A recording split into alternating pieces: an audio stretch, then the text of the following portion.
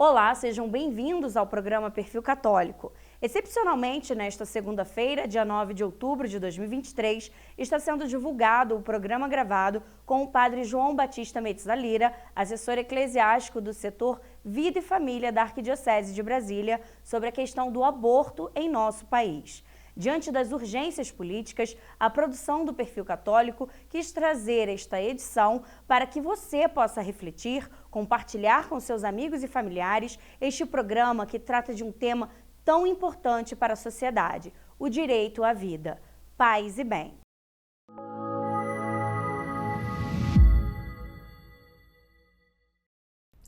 Olá, sejam muito bem-vindos ao programa Perfil Católico da Arquidiocese de Brasília. Hoje vamos falar sobre um tema muito delicado, mas que exige reflexão e entendimento à luz da Palavra de Deus. Vamos conversar sobre o direito à vida e o posicionamento da Santa Igreja Católica contra o aborto. Hoje recebo o padre João Batista Metzalira, assessor eclesiástico do setor Vida e Família da nossa amada Arquidiocese de Brasília. Padre, seja muito bem-vindo aqui ao Perfil Católico. Eu gostaria de começar a nossa conversa falando sobre a ADPF 442, que quer descriminalizar o aborto até a 12ª semana de gestação. Então, eu gostaria que o senhor falasse um pouquinho a respeito disso, à luz da Palavra de Deus também. Para que nós tenhamos um panorama adequado daquilo que está acontecendo hoje, essa DPF ela já existe já faz um tempo. E por muitos momentos, nós, enquanto arquidiocese, a Comissão Arquidiocesana de Bioética e tantos outros organismos que procuram ficar atentos ali para ver o que é que está passando no Congresso, sempre houve da nossa parte uma presença para que a gente possa combater esse lobby abortista que sempre está tentando encontrar uma brecha nas nossas leis para poder levar o aborto adiante. Como aconteceu no passado com casos de estupro, com casos de anencefalia e tudo mais. Então, nós já há anos que estamos aí fazendo esse projeto do Estatuto do Nascituro para que a gente possa evitar que essa DPS vá adiante. Então, o que aconteceu recentemente é que, infelizmente, o Supremo Tribunal Federal, que não deve legislar, né, a competência da legislação é da outra casa, é do Congresso Nacional, ele colocou na pauta a ADPF 442. Isso ele poderia fazer, seria um recurso, quando há omissão por parte do Congresso. E essa omissão nunca aconteceu. Esse é o grande problema. Por isso que o primeiro argumento nem sequer é religioso ou de fé. É mesmo um problema de o modo como está se plasmando a situação para que o aborto seja aprovado, é bastante desonesto, como aconteceu em outros países. Nós pegamos, por exemplo, a história dos Estados Unidos, o aborto ali foi aprovado utilizando um caso, Roe versus Wade, que era um caso mentiroso, né? Onde uma pessoa contou outras histórias, contou de uma outra forma, e isso ficou inclusive demonstrado recentemente, que o aborto passou nos Estados Unidos a partir de uma mentira. Então, assim, nós precisamos nos posicionar nessa hora, enquanto católicos, enquanto cristãos, unidos a tantas outras pessoas que são homens de boa vontade, inclusive de outras religiões, que são pró-vida, para que nós não permitamos que na nossa legislação isso vá adiante de uma forma assim desonesta. Então, a situação atual é o quê? Assumindo essa DPF 442, a votação vai se dar entre os ministros do Supremo, né? Então, nós, enquanto igreja, fizemos aquilo que estava na nossa alçada para a gente poder impedir que isso fosse adiante. A petição de amicus curiae, que é um processo onde a gente demanda que os ministros, antes da votação, possam pelo menos escutar argumentações dos dois lados, nós conseguimos ser aceitos no processo de amicus curiae. A CNBB foi aceita e tantas outras pessoas que estão ali que são pró-vida. Isso foram pequenas vitórias, o que levou agora esse congelamento do processo, passando, né, o ministro passando da sessão virtual para aquela que seria presencial, nos dá um pequeno tempo, um espaço. Então, nesse espaço, o Congresso todo está agitado em caráter de urgência, a Frente Parlamentar Católica e Pró-Vida, unindo forças com tantas pessoas, está tentando mostrar essa necessidade do Estatuto do Nascituro para que a gente possa evitar que o pior aconteça. Mas a verdade é que está nas mãos dos ministros. Nesse momento, eles são aqueles detentores, né? Nós sabemos a posição de alguns deles serão certamente contrários ao aborto, e há outros que nós também sabemos que são bastante favoráveis. E há alguns que estão aí no meio que a gente não sabe o que é que vão fazer. Por isso aí cabe a nós agora a pressionarmos, né? Por isso que a Igreja Católica está bastante engajada. Nós fizemos no último dia 26 de setembro uma vigília na catedral para rezarmos nessa intenção e pedimos a todos aqueles que estão nos assistindo que nesses dias possam intensificar as suas orações, né? Se manifestar publicamente. Nesse domingo agora, dia 8 de outubro, nós faremos esta caminhada pela vida contra o aborto, contra a DPF 442, e ali em frente à nossa catedral estaremos ali no momento de oração, no momento de que não seja desordeiro, nada de manifestação com insultos, nada disso, mas com bastante segurança estaremos ali reunidos, mostrando juntos a tantas pessoas de todo o nosso Brasil. Várias dioceses estão fazendo essa movimentação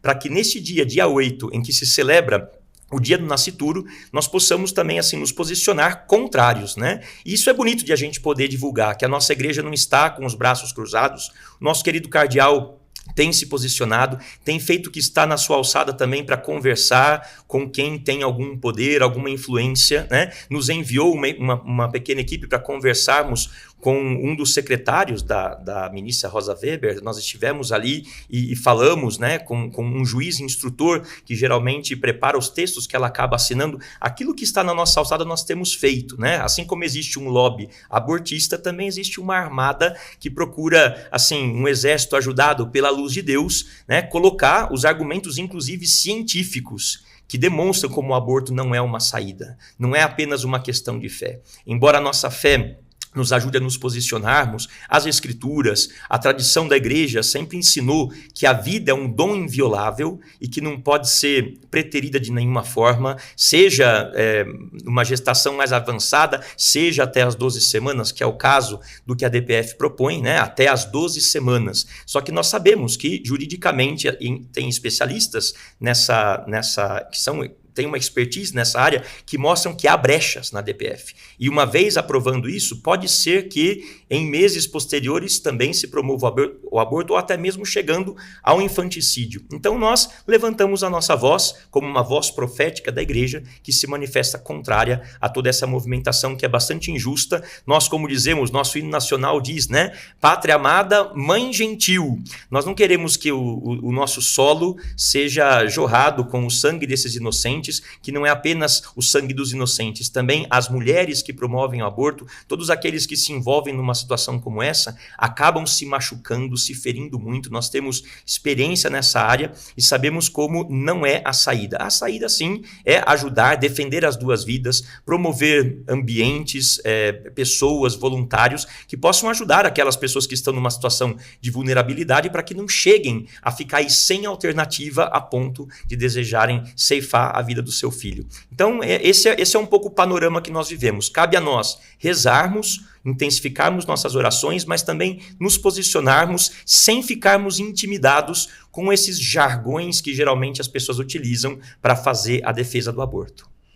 Padre, eu acho muito importante a gente trazer esse tema, né, para debate, para conversar, até para que as pessoas que estão em casa, né, leigos, assim como eu, possam entender como que a igreja ela se posiciona diante de um assunto tão sério e caro à nossa sociedade. Por isso eu gostaria que o senhor falasse um pouquinho, né, sobre a questão da igreja ser contra o aborto em todas as etapas ali, né? Houve a concepção, já tem uma vida, já existe uma vida.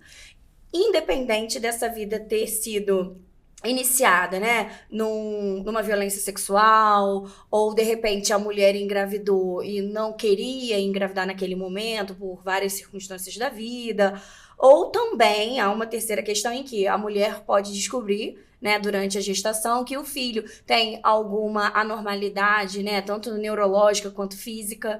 Então, eu gostaria que o senhor falasse um pouquinho sobre isso, para que as pessoas entendam essa visão, né, que a igreja nos traz e o que essas mulheres podem fazer a não ser abortar. Certo. Então, a nível de fé, nós temos aí a revelação, as Sagradas Escrituras nos mostram, né, como Deus está presente desde antes da nossa concepção, né? O profeta Jeremias fala, antes que te formastes, né? No ventre de tua mãe, eu te concebi, eu te consagrei.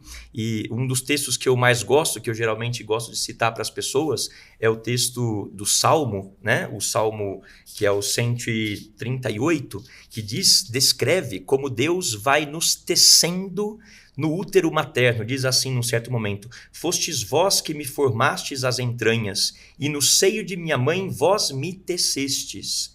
Até o mais íntimo, Senhor, me conheceis, nenhuma sequer de minhas fibras ignoráveis. Quando eu era modelado ocultamente, era formado nas entranhas subterrâneas, estavas lá comigo. Enfim, ainda informe, nós estávamos ali e o Senhor estava. Portanto, na revelação, no magistério da igreja, nós temos o texto, a carta encíclica Evangelium Vitae, escrita pelo São João Paulo II, que tinha toda uma formação nessa área, e ele explica como desde a nossa concepção até a morte natural, ninguém tem a possibilidade de tirar, né, a vida de um outro. A vida tem que ser defendida nesse contexto todo, desde as suas origens.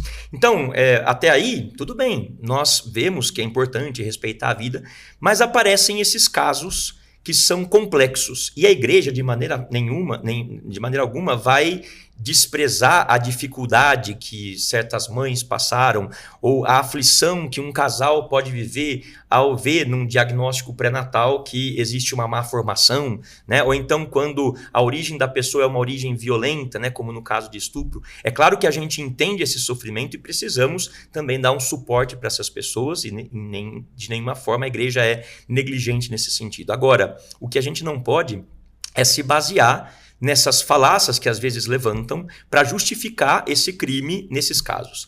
A nível de legislação, esses dois casos que seriam o caso de estupro e o caso de anencefalia, que é aquela malformação do cérebro, então já a nossa legislação despenalizou o aborto nesses casos. Atenção com a linguagem. Despenalizar não significa que se pode fazer o aborto como uma coisa boa. Continua sendo crime.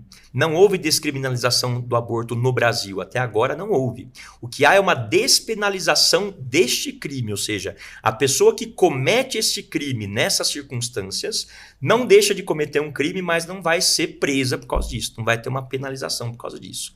Porém, a penalização, assim, a nível espiritual, ela acontece da mesma forma. A gente percebe. Nós estamos sempre escutando muitas pessoas, né, ligadas a esses movimentos que são feministas, que procuram defender a mulher, e a gente tem que defender a mulher mesmo, né? Na igreja nós temos a dignidade da mulher, tem que ser respeitada, e nunca vamos apoiar algum tipo de violência contra a mulher. Pelo contrário, ultimamente temos falado, inclusive, sobre o feminicídio, né? É necessário que nós tenhamos leis que protejam a mulher. Porém, no caso de uma mulher que engravidou como fruto daquela relação forçada, daquele momento abusivo que a deixa tão marcada e machucada, o fato de cometer o aborto vai ainda piorar a situação dela. Então, algumas pessoas dizem, nossa, mas que injustiça, você querer que a pessoa tenha aquele filho, depois cada vez que ela olha para a cara do filho, ela vai se lembrar do estuprador. Pois eu, geralmente, quando eu escuto isso, eu costumo falar assim, Gisele, então me diga aí quantas pessoas você conhece que te disseram isso. Porque eu conheço várias outras pessoas, conto aqui mais de 50 mulheres que eu conheço, que tiveram os seus filhos, não obstante o estupro, e testemunham para nós que a maternidade curou aquela violência que foi sofrida. E que aquele filho a ajudou a superar a dor que ela passou, a mazela que ela sofreu, né? Então nós temos aí testemunhos, conheço pessoas, amigos pessoais que foram fruto de uma relação não desejada, mas que acabaram sendo uma bênção de Deus. Como nós aprendemos, os filhos são um dom do Senhor. E mesmo nesse caso, que não é um caso dentro de uma família estabilizada, mas mesmo assim Deus é aquele que das trevas ele faz brotar a luz, né? Então nós não vamos justificar um erro cometendo ainda um erro ainda mais grave, né? Nós temos muitos estudos, aqui esse livro se chama Precisamos Falar do Aborto, sobre o aborto. E aqui existem dados, eu não vou aqui entrar porque não vem ao caso, mas dados de mulheres entrevistadas que passaram por situações assim e como ficam muitas sequelas. Sequelas não apenas sequelas físicas também, mas principalmente psicológicas. Nós temos aí, segundo esses estudos que são feitos, as informações colocam assim índices altíssimos de transtornos de ansiedade, de depressão, de abuso de álcool, de abuso de maconha, de comportamento suicida, né? Esses desfechos acabam levando a pessoa a se encontrar numa situação ainda pior. E a anencefalia também a gente vê aí um grande problema, porque depois dessa lei que despenalizou o aborto no caso da anencefalia, virou um costume agora. Muitos médicos, uma vez já detectando, já trazem um formulário para o pobre do casal dizendo assim, olha, pode autorizar aqui a interrupção da gestação, porque esse filho vai dar muito problema, ele vai nascer e vai morrer imediatamente, não tem como. E nós vemos o testemunho de muitos casais que foram adiante com a gestação e que tiveram a ocasião de batizar o seu bebê, de estar não apenas 2 minutinhos, às vezes mais tempo, 10 minutos. Tem casos que a gente conhece de ficar mais de ano de sobreviver. Nós não somos os detentores da vida. Deus é muito criativo e ele faz uma história com cada um de um jeito. E cada ser humano é único e irrepetível. Então nós não podemos determinar como vai se dar aquela gestação. E é muito mais grave você perder um filho porque você ceifou aquela vida do que você perdê-lo de uma forma natural. Então, no caso de anencéfalo, ele vai se encaixar naquilo que a gente disse, defender a vida desde a concepção até a sua morte natural. Então, quando chegar o momento da morte dessa criança, né, se for assim logo depois do parto, o tempo que Deus permitir, aquela morte vai ser vivida como um processo natural e não como um processo provocado. Portanto, as sequelas sobre a pessoa vão ser muito mais leves, embora haja um sofrimento, mas quando há a morte natural. Quando o aborto é provocado, a gente vê que a pessoa fica com a sua alma trincada e é difícil de ajudar uma pessoa assim. Por isso também está aí um trabalho da igreja, né, de nós termos comunidades, associações que procuram cuidar das pessoas, né, e que estão aí em risco, querendo abortar, mas também há muitas pessoas que talvez chegaram a cometer o aborto provocado no seu passado, talvez por um momento de dificuldade, de ignorância, e chegaram a incorrer nesse pecado, mas depois encontraram em trabalhos voluntários, encontraram em momentos como esse de defender a vida, encontraram também uma sanação lá bem profunda, né, de poder ajudar pessoas que evitem de cometer aquele erro que você cometeu no teu passado. Então, assim, nós procuramos abordar esses temas desta forma. Não vamos nos acomodar com essa pressão que alguns organismos sociais fazem para que, em nome de uma defesa da mulher, nós sacrifiquemos uma outra pessoa. E aí não é a fé só que diz, os próprios manuais de embriologia, eles afirmam que a vida começa na concepção. Ah, não, mas não é uma pessoa, é só um feto, como costumam dizer. Mas aquele feto já tem ali uma pessoa, né? Então nós, mesmo nesses casos que são graves, que incluem essas situações que são bastante delicadas, nós não vamos resolver um problema aumentando ainda mais as proporções daquele problema, sacrificando uma outra vida. Não, sem dúvida. É curioso, né, o senhor falando, porque enquanto o senhor falava, eu me lembrava de quando descobri que estava grávida, né? Eu descobri que estava grávida de 4 semanas, né, logo no iniciozinho da gestação. E o quanto foi bonito, assim, né? O sentimento de saber que estava gerando uma vida, né? E tudo, de fato, em mim mudou, né? Existe uma Gisele antes do Mateus e uma Gisele depois, né? Do Mateus ter nascido. E é tão bonito, né, padre, ver que a igreja, assim, ela se prepara para acolher essas mulheres, né? E eu gostaria que o senhor falasse um pouquinho sobre essa questão. A mulher, quando ela descobre que está grávida, mas aí por diversas razões, né? Sejam elas, não tenho um companheiro do meu lado para permanecer ali, né? Fiel àquela formação de uma família que está se iniciando. Então, eu não sei o que fazer. Aqui na nossa arquidiocese, a gente tem, né, uma casa que acolhe essas mulheres. Eu gostaria que o senhor falasse um pouquinho sobre esse trabalho que é tão bonito. Nós temos várias iniciativas, né? Nós temos na Estrutural um trabalho muito bem feito ali, irmã Luz, que é uma pessoa muito forte, que está ali sempre cuidando de pessoas nessas situações.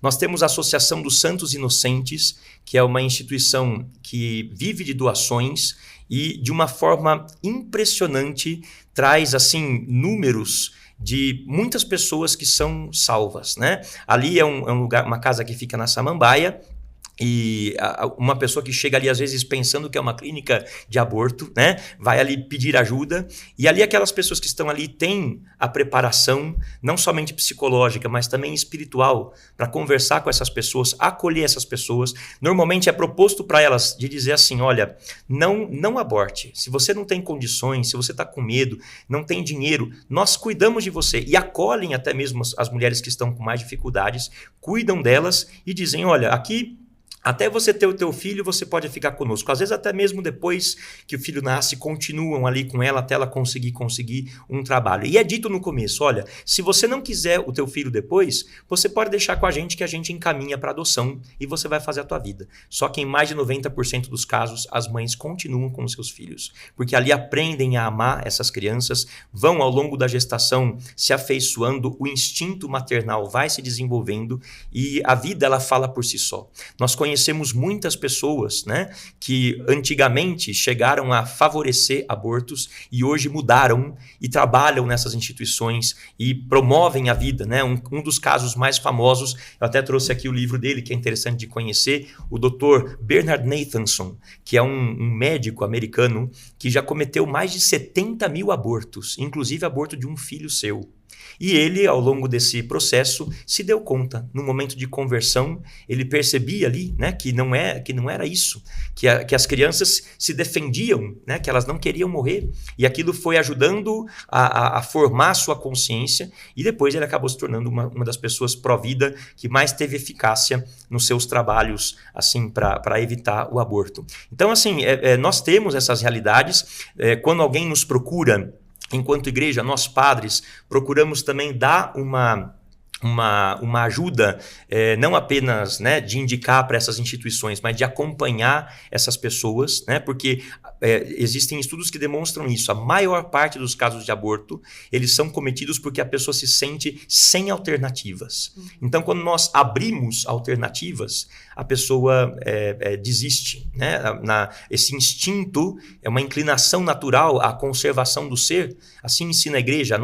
Há uma lei natural que não pensa bem de você prejudicar uma vida inocente. Então esse instinto ele se acende e a gente assim pode ir acompanhando essas pessoas. Nós padres também precisamos acompanhar as pessoas que já chegam feridas depois de terem realizado o aborto. Aqui talvez está a nossa diferença frente a outros organismos. Às vezes se faz de uma forma muito bélica a luta contra o aborto, né? Dizendo que crime, essa pessoa vai para o inferno. Sim, tem uma gravidade aquilo que aconteceu, mas também Deus sempre abre a possibilidade de uma conversão e de um arrependimento. Por isso nós cristãos, quando nos encontramos com uma pessoa ferida, a gente precisa também ajudar a pessoa não apenas a experimentar o perdão que vem de Deus, mas também ela ser capaz de perdoar a si mesma, o que não é um trabalho que se faz da noite para o dia. E até mesmo aí, essas instituições que ajudam essas mulheres acabam sendo um ambiente, uma ocasião para poder favorecer essa possibilidade de um propósito de emenda bem sério,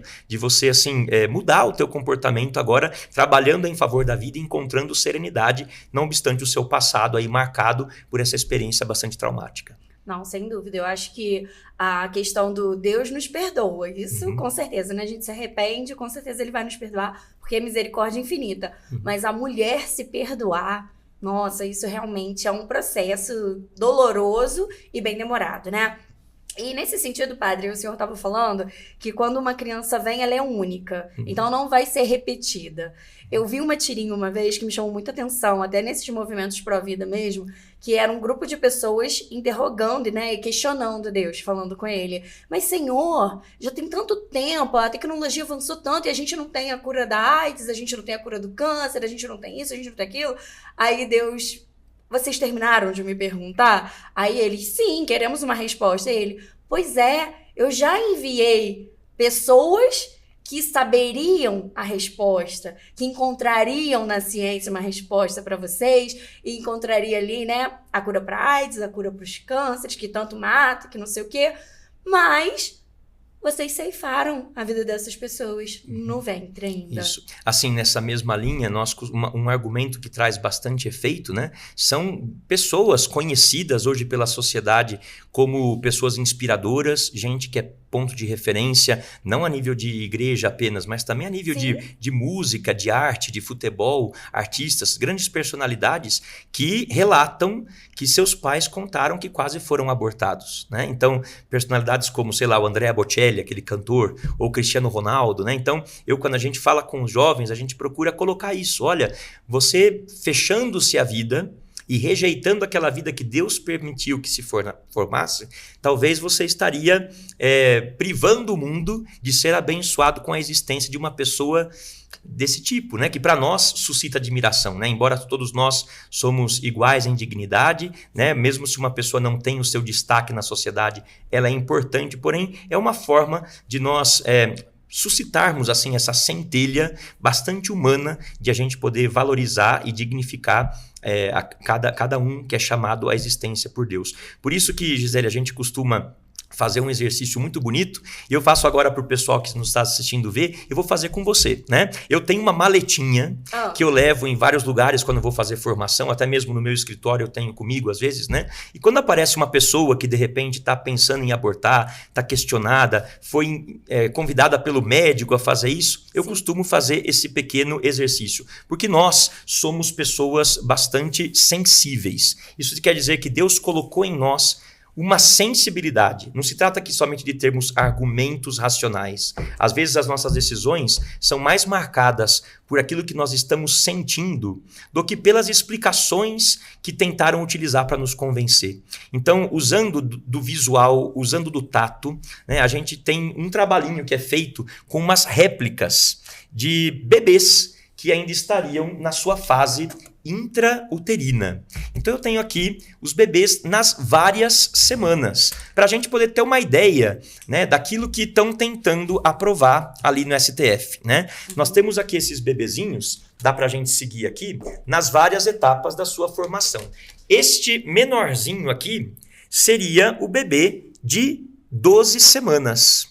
Então esse bebê de 12 semanas, ele já tem o seu coração que já está batendo já há 9 semanas, ele já tem a unhazinha formada, ele já é capaz de ter reações, expressões faciais, ele tem já a sua identidade, né? Ele é uma pessoa abençoada por Deus. Então, quando a gente toca, esse material foi feito, inclusive, não apenas com a forma, mas também com o peso correspondente àquelas semanas gestacionais e também com a textura, né? Então, o toque ajuda muito a gente poder ter uma impressão do que é, de quem é que nós levamos no ventre, né? Nós temos aqui esse outro desse tamanho, seriam 16 semanas, né? Dá pra gente ver aí como já desde pequenininho já vai se formando, já tem tantas características, o funcionamento dos órgãos vai se aprimorando cada vez mais, mas já existe o sistema nervoso desde a sua formação, né? Nós temos aqui, por exemplo, o de 22 semanas, né? E eu tô gostando de ver você pegar assim os bebezinhos, porque eu acho interessante que quando a gente passa para um menino, para um rapaz, nós homens somos um pouco menos sensíveis às coisas. Às vezes o menino pega assim de qualquer jeito, sabe? Vira de ponta cabeça. E olha só, você, mulher, já pegou com o seu instinto materno, né? Como carregando mesmo um bebezinho, ainda que isso aqui seja uma réplica. Por isso eu queria valorizar isso, a questão da mulher. A mulher precisa ser escutada. Mas não somente a mulher que está traumatizada, demandando ali um exercício do seu livre-arbítrio que de repente vá contra os seus princípios. A mulher que é capaz de se sentir despertada no seu interior frente à maternidade. Por isso que é importante que vocês, mulheres, também saibam testemunhar as nossas mulheres católicas, né? Como a Virgem Maria, que experimentou o seu filho no seio se movimentar. Quando Maria foi visitar a sua prima Isabel, as duas crianças se encontraram dentro da barriga, João Batista e Jesus. E a criança lá de Isabel, João Batista, meu xará, pulou no ventre da sua mãe, né, ao escutar a saudação. Então essa vida intrauterina, ela vem testemunhada pelos textos das Sagradas Escrituras e ela vem também visibilizada na experiência das nossas famílias. Quantos são os testemunhos? Eu aqui sou um padre falando, mas quantas pessoas eu já escutei que se sentiram abençoadas por Deus em ir adiante mesmo numa gestação indesejada, mas que aprenderam num processo que também é ajudado por quem está ao lado, né, aprenderam a amar esta criança e viram que aquela criança transformou a sua vida para o bem. Então Deus nunca permite algo por acaso, né? E mesmo se acontece o aborto, aquela vida é importante, essa vida não acabou ali, lembremos isso. Que esses santos inocentes que eu falava, a associação que leva esse nome, a gente pensa que essas crianças, está revelado que eles foram elevados aos céus. A igreja os declara santos na liturgia, né? Nós temos a história, por exemplo, dos mártires macabeus no Antigo Testamento, num período em que, muito parecido com o que nós estamos vivendo agora, o imperador da época, Antíoco Epífanes, que trouxe o helenismo, a cultura grega, que foi meio que sufocando a cultura hebraica, né? Muito paganismo, muito esporte, mas pouca fé. Então começaram a ser proibidos de rezarem, né? de professar a sua fé, e algumas pessoas se mantiveram contra aquela postura do imperador e fizeram uma objeção de consciência dizendo, não, nós não vamos obedecer essas leis humanas colocando-as como uma substituição daquilo que Deus nos pede, que é mais importante. E acontece esse martírio de uma família, eram 7 irmãos e a mãe deles, né? Eles foram morrendo um por um, e um deles com muita coragem disse para o imperador, longe de nós acatarmos o que você nos diz e desprezar aquilo que Deus nos ensinou. Assim nós também, como esses mártires macabeus, hoje talvez não no martírio de sangue, mas com o nosso testemunho dizer, longe de nós, ainda que o Supremo tente facilitar o aborto, não vamos apoiar essa causa de forma alguma, né? E é muito bonito que no finzinho da história, quando sobra um dos filhos menores, né, o rei pede que a mãe, na língua materna, explique para aquela criança que se ele negar a fé, ele não vai ter o mesmo fim dos seus irmãos que foram assassinados. E pelo contrário, seria muito bem cuidado na corte, enfim, faz ali toda uma proposta para aquele rapazinho. E a mãe, não falando em grego, mas falando na língua natal daquele menino, ao invés de falar assim, ai filho, salve tua vida, procura aí negar essas coisas, ela fala, filho, não tenha medo. Não fui eu que te formei dentro de mim. Eu nem sei como é que os teus órgãos foram se plasmando no meu interior. Ela fala assim, com essa humildade. Eu acho impressionante, porque hoje se fala tanto de um empoderamento da mulher, e é verdade que é necessário esse empoderamento, a mulher precisa saber a sua missão, mas nunca se colocar no lugar de Deus. E essa mulher com humildade diz, filho, eu não sei como que você cresceu dentro de mim, então não negue a sua fé. E aquele menininho com toda intrepidez, ele vai lá e fala, não vou negar a minha fé, e ele acaba também morrendo, né? Então pode ser que ao longo de cada geração essas histórias se repetem.